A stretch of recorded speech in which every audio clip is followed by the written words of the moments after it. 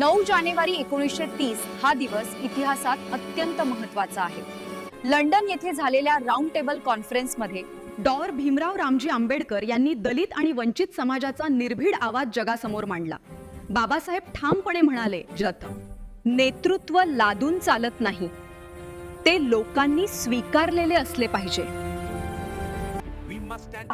त्यांनी बहुसंख्याकांच्या हुकुमशाहीला विरोध करत दलित समाजासाठी स्वतंत्र मतदारसंघ आणि संवैधानिक संरक्षण यांची मागणी केली.